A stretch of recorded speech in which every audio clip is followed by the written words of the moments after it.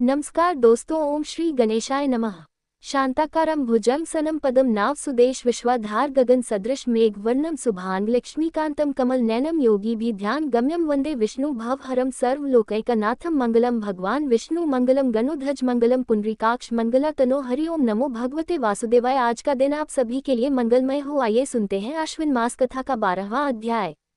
श्री कृष्ण भगवान उद्धव जी से कहते हैं, प्यारे उद्धव, लौकिक सुख के समान पारलौकिक सुख भी दोष युक्त ही है, क्योंकि वहाँ भी बराबरी वालों से होड़ चलती है। अधिक सुख भोगने वालों के प्रति असूया होती है, उनके गुणों में दोष निकाला जाता है और छोटों से घृणा होती है। प्रतिदिन पुण्य क्षीण होने के कारण वहाँ के सुख बच्चे के निकट पहुँचते रहते हैं और एक दिन नष्ट हो जाते हैं। वहाँ की कामना पूर्ण होने में भी यजमान, पृथ्वीज और कर्म आदि की त्रुटियों के कारण बड़े बड़े विघ्नों की संभावना रहती है। जैसे हरी भरी खेती भी अतिवृष्टि अनावृष्टि आदि के कारण नष्ट हो जाती है, वैसे ही स्वर्ग भी प्राप्त होते होते विघ्नों के कारण नहीं मिल पाता। यदि यज्ञगात धर्म बिना किसी विघ्न के पूरा हो जाए तो उसके द्वारा जो स्वर्गादि का प्रकार मैं बतलाता हूँ सुनो। यज्ञ करने वाला पुरुष यज्ञों के द्वारा देवताओं की आराधना करके स्वर्ग में जाता है और वहां अपने पुण्य कर्मों के द्वारा उपार्जित दिव्य भोगों को देवताओं के समान भोगता है। उसे उसके पुण्यम के अनुसार एक चमकीला विमान मिलता है और वह उस पर सवार होकर सर सुंदरियों के साथ विहार करता है। गंधर्वगण उसके गुणों का गान करते हैं और उसके रूप लावण्य को देखकर दूसरों का मन लुभा जाता है। उसका विमान वह जहाँ ले जाना चाहता है वही चला जाता है और उसकी घंटियां घन घना कर दिशाओं को गुजाती रहती है।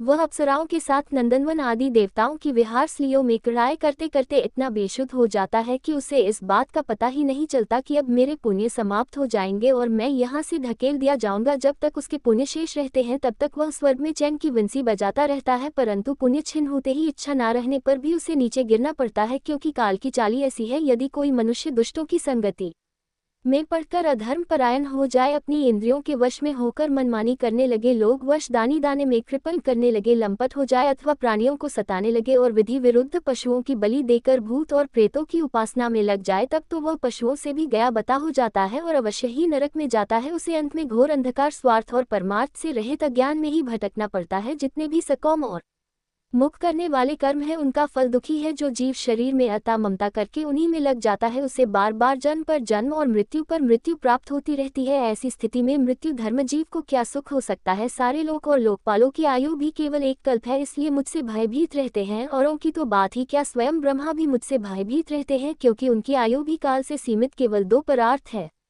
सत्व रज और तम। ये तीनों गुण इंद्रियों को उनके कर्मों में प्रेरित करते हैं और इंद्रियां कर्म करती हैं। जीव अज्ञान व सत्व रज आदि गुणों और इंद्रियों को अपना स्वरूप मान बैठता है और उनके किए हुए कर्मों का फल सुख दुख भोगने लगता है। जब तक गुणों की विषमता है, अर्थात शरीरों में मैं और मेरेपन का अभिमान है, तभी तक आत्मा के एकत्व की अनुभूति नहीं होती। वह अनेक जान पड़ता है और जब तक आत्मा की अनेकता है तब तक तो उन्हें काल अथवा कर्म किसी के अधीन रहना ही पड़ेगा। जब तक परतंत्रता है तब तक ईश्वर से भय बना ही रहता है। जो मैं और मेरेपन के भाव से ग्रस्त रहकर आत्मा की अनेकता, परतंत्रता आदि मानते हैं और वैराग्य न ग्रहण करके वैरमुख करने वाले कर्मों का ही सेवन करते रहते हैं, उन्हें शोक और मोह की प्राप्ति होती है। प्यारे उद्धव, जब माया के गुणों में शोभ होता है तब मुझ आत्मा को ही काल, जीव, वेद, स्वभाव और धर्म आदि अनेक नामों से निरूपण करने लगते हैं। ये सब माया में है, वास्तविक सत्य में आत्मा ही हूँ। उद्धव जी ने पूछा, भगवान, ये जीव देह आदि रूप गुणों में ही रह रहा है, फिर देह से होने वाले कर्म या सुख दुख आदि रूप फलों में क्यों नहीं बनता है, अथवा यह आत्मा गुणों से निर्लिप्त है, देह आदि के संपर्क से सर्वथा रहित है, फिर इसे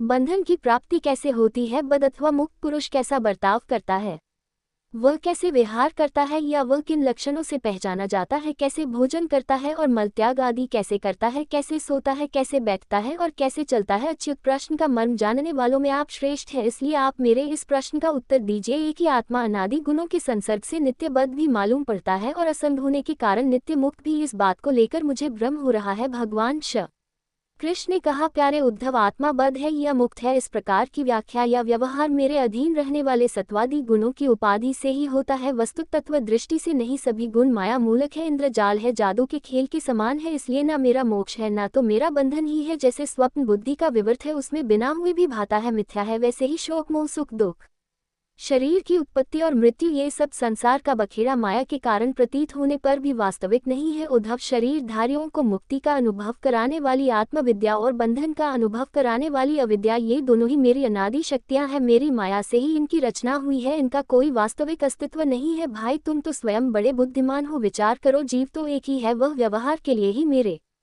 के रूप में कल्पित हुआ है, वस्तुत मेरा स्वरूप ही है। आत्मज्ञान से संपन्न होने पर उसे मुक्त कहते हैं और आत्मा का ज्ञान न होने से बद्ध और यह ज्ञान अनादि होने से बंधन भी अनादि कहलाता है। इस प्रकार मुझे की धर्मी में रहने पर भी जो शोक और आनंद रूप विरुद्ध धर्म वाले जान पड़ते हैं, उन बद्ध और मुक्त जीवों का भेद में बतलाता हूँ। वह भेद दो प्रकार का है, एक तो नित्य मुक्त ईश्वर से जीव का भेद और दूसरा मुक्त बद्ध जीव का भेद।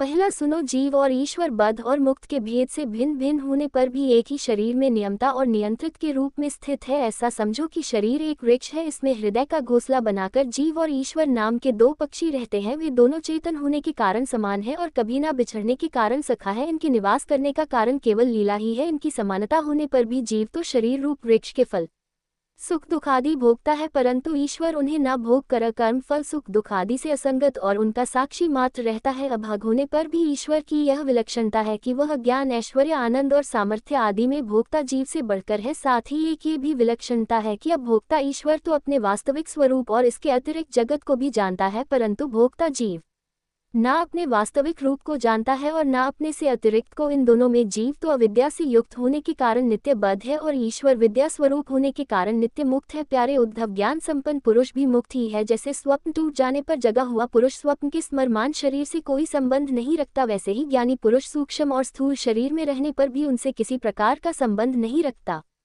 परंतु अज्ञानी पुरुष वास्तव में शरीर से कोई संबंध न रखने पर भी अज्ञान के कारण शरीर में ही स्थित रहता है। जैसे स्वप्न देखने वाला पुरुष स्वप्न देखते समय स्वनिक शरीर में बंध जाता है। व्यवहार आदि में इंद्रिया शब्द स्पर्श आदि विषयों को ग्रहण करती है, क्योंकि यह तो नियम ही है कि गुण ही गुण को ग्रहण करते हैं, आत्मा नहीं। इसलिए जिसने अपने निर्विकार आत्म स्वरूप को समझ लिया है वह उन विषयों के ग्रहण त्याग में किसी प्रकार का अभिमान नहीं करता।